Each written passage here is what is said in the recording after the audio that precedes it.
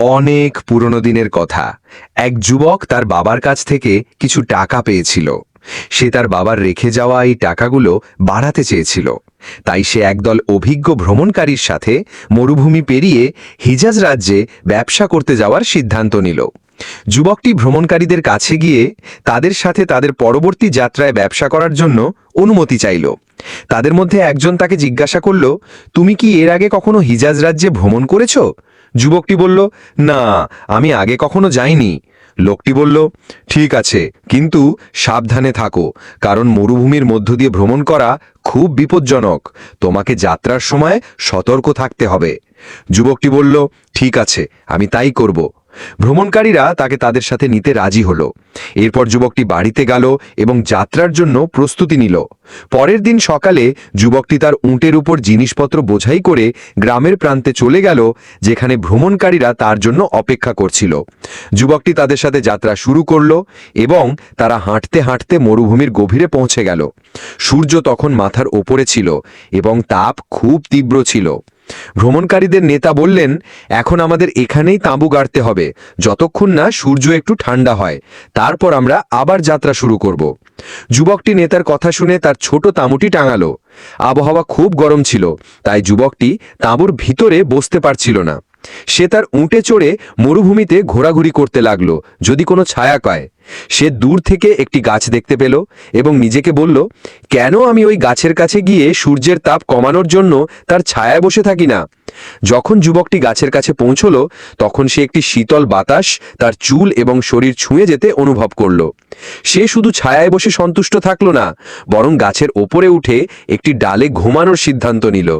যুবকটি তার উট থেকে নেমে সেটিকে বাঁধল। তারপর গাছে উঠে একটি চওড়া ডালে শুয়ে পড়ল এবং চোখ বন্ধ করল। ক্লান্তি এবং তাপের কারণে সে অল্প সময়ের মধ্যেই গভীর ঘুমে তলিয়ে গেল এবং সে বুঝতেও পারল না যে সে অনেক ঘন্টার জন্য ঘুমিয়ে পড়বে। যখন সূর্যের তাপ কমে গেল, তখন ভ্রমণকারীদের নেতা তাঁবুর চারপাশে ঘুরে লোকদের জাগাতে লাগলেন। কিন্তু তিনি দেখলেন যে যুবকটি তার তাঁবুতে নেই। তিনি বালির টিলার কিনারায় তার পায়ের চিহ্ন অনুসরণ করলেন, কিন্তু বাতাস তার পায়ের ছাপ মুছে দিয়েছিল। তিনি শিবিরের চারপাশে তাকে খুঁজতে লাগলেন এবং অন্যদের তার অবস্থান জানাত, কিন্তু কেউ তার অবস্থান জানত না। নেতা বললেন, আমরা তাকে মরুভূমির বিপদ সম্পর্কে সতর্ক করেছিলাম এবং আমরা আর অপেক্ষা করতে পারি না। যদি আমরা আরও দেরি করি, তবে সূর্যাস্তের সময় আমরা বালির ঝড়ের কবলে পড়তে পারি, আর আমরা মরুভূমির অন্ধকারকে ভয় পাই। তারপর তিনি দুঃখিত স্বরে তার সঙ্গীদের দিকে তাকিয়ে বললেন, আমাদের এখনই চলে যেতে হবে। হয়তো যুবকটি তার উটে চড়ে গ্রামে ফিরে গেছে বা পথ হারিয়ে ফেলেছে। যাই হোক, আমরা আমাদের যাত্রা চালিয়ে যাব। তারা ভাবল যে যুবকটি স্বেচ্ছায় দূরে চলে গেছে এবং তাকে গাছে ঘুমন্ত অবস্থায় না দেখেই তারা স্থান ত্যাগ করল।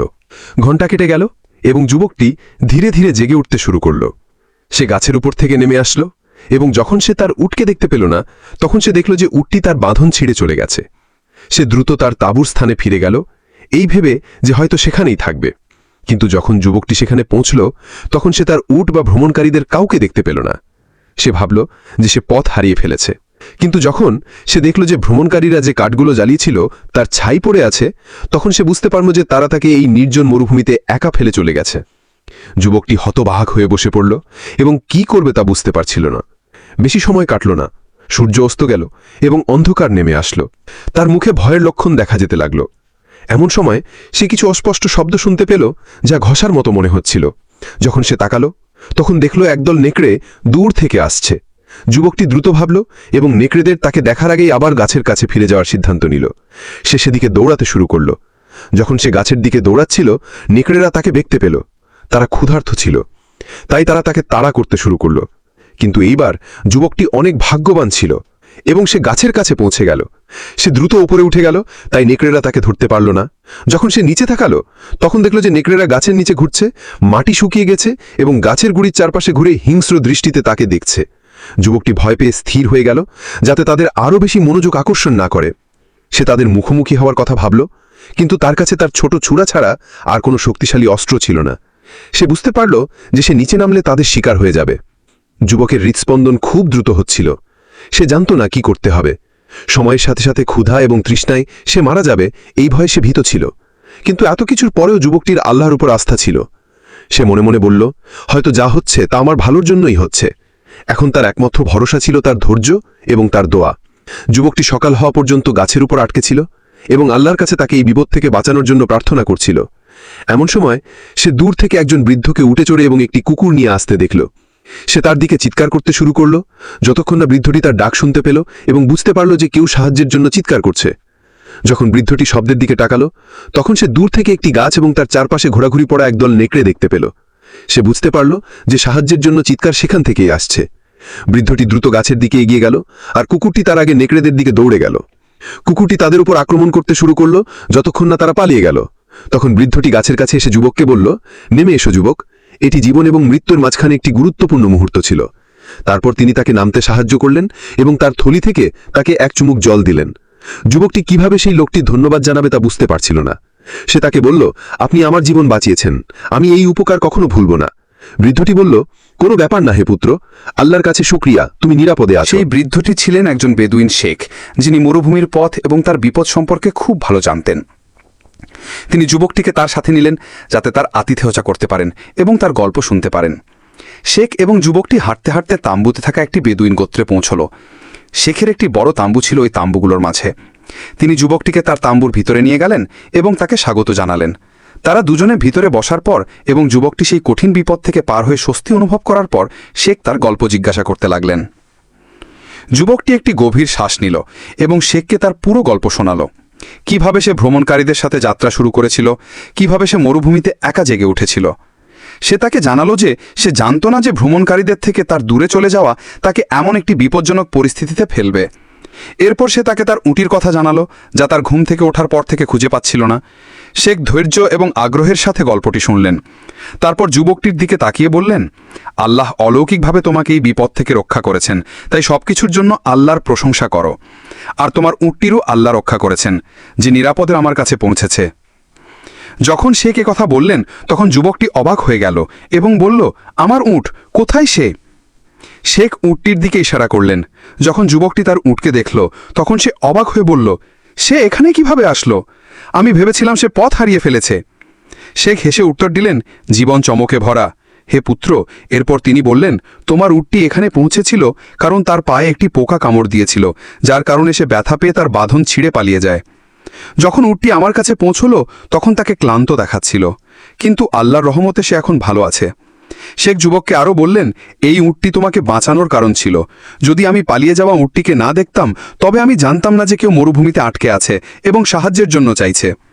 যুবকটি আকাশের দিকে তাকিয়ে বলল, সুবহান আল্লাহ, এই উটটি আমাকে বাঁচালো, যদিও আমি ভেবেছিলাম যে তার অনুপস্থিতি আমাকে ধ্বংস করে দেবে, কারণ তার উপর আমার সমস্ত খাবার এবং জল ছিল। এরপর যুবকটি তাঁবুর সামনে একটি 10 বছরের ছেলেকে বেদুইনদের সাধারণ পোশাকে খেলতে দেখল। যুবকটির সেই ছেলেটি সম্পর্কে জানার আগ্রহ হল এবং সে শেখকে তার সম্পর্কে জিজ্ঞাসা করল। শেখ বললেন, এ আমার নাতি, তার বাবা প্রায় 1 বছর আগে মারা গেছেন। আমি তার দেখাশোনা করি, সে আমার প্রিয় এবং আমার বন্ধু। যখন শেখ এবং যুবকটি কথা বলছিল, তখন ছেলেটি একটু দূরে চলে গেল। অল্প সময়ের মধ্যেই তারা দূর থেকে একটি চিৎকার শুনতে পেল। তারা দ্রুত শব্দের দিকে দৌড়ে গেল এবং দেখল যে শেখের নাতি একটি পরিত্যক্ত কূপে পড়ে গেছে। যুবকটি দ্রুত ভাবল এবং তাকে সাহায্য করার জন্য তার হৃদয়ে একটি গভীর ইচ্ছা অনুভব করল। সে শিশুটিকে বাঁচাতে কূপে নামার সিদ্ধান্ত নিল, কিন্তু শেখ তাকে বললেন যে সে কূপে নামা অসম্ভব। যুবকটি বুঝতে পারছিল না যে শেখ কি বলতে চাইছেন। শেখ দুঃখের সাথে বললেন, ওই কূপের গভীরে অনেক বছর ধরে একটি বিশাল সাপ বাস করে এবং যে কেউ সেই কূপে পড়ে সে আর কখনো বেঁচে ফেরে না। হঠাৎ করেই তারা কূপের গভীর থেকে একটি চিৎকার শুনতে পেল। শেখ বুঝলেন যে তার নাতি এখনো নিচে জীবিত আছে। তখন যুবকটি এক মুহূর্ত দেরি না করে কূপে নামার সিদ্ধান্ত নিল, যদিও সে জানত যে নিচে সাপ থাকতে পারে। যুবকটি খুব সাবধানে কূপে নামল। তার হৃদয় দ্রুত স্পন্দিত হচ্ছিল, কিন্তু সে তার ভয়কে নিয়ন্ত্রণ করল। যখন সে কূপের নিচে পৌঁছল, তখন সে শিশুটিকে ভীত অবস্থায় দেখতে পেল, কিন্তু তার পায়ে একটি ছোট আঘাত ছাড়া তার কোনো ক্ষতি হয়নি। যখন সে তার পাশে তাকালো, তখন সে যা আশা করেনি তা আবিষ্কার করল। কূপের মধ্যে বসবাসকারী বিশাল সাপটি কয়েকদিন আগে মারা গেছে এবং কেউ তা জানত না। সাপটির মৃতদেহ কূপের দেয়ালের পাশে পড়েছিল। যখন সে তার কাছে গেল, তখন সে তার পাশে একটি চকচকে জিনিস দেখতে পেল। এটি একটি মূল্যবান রত্ন ছিল যা অন্ধকারে আলো ছড়াচ্ছিল। সে বুঝতে পারল যে এটি সেই বিরল রত্নগুলোর মধ্যেই একটি যা সাপেরা বের করে আনে। যুবকটি এতে খুব খুশি হল, কারণ এই রত্নটি তার জন্য একটি মূল্যবান সম্পদ হতে পারত। কিন্তু সে দ্রুত মনে করল যে এই রত্নটি শেখ এবং তার গোত্রের, তার নয়। সে শিশুটির কোমরে দড়ি বাঁধল এবং পুরুষদের তাকে ওপরে তুলতে বলল। যখন যুবকটি কূপ থেকে বেরিয়ে ওপরে ফিরে আসলো, তখন শেখ তার নাতি সম্পর্কে জিজ্ঞাসা করতে লাগলেন। যুবকটি তাকে আশ্বস্ত করে বলল, আলহামদুলিল্লাহ, আপনার নাতি ভালো আছে, কিন্তু আমি কূপের মধ্যে কিছু পেয়েছি। যখন যুবকটি রত্নটি বের করল, তখন শেখ তার দিকে তাকিয়ে বললেন, এই রত্নটি গোত্রের অধিকার।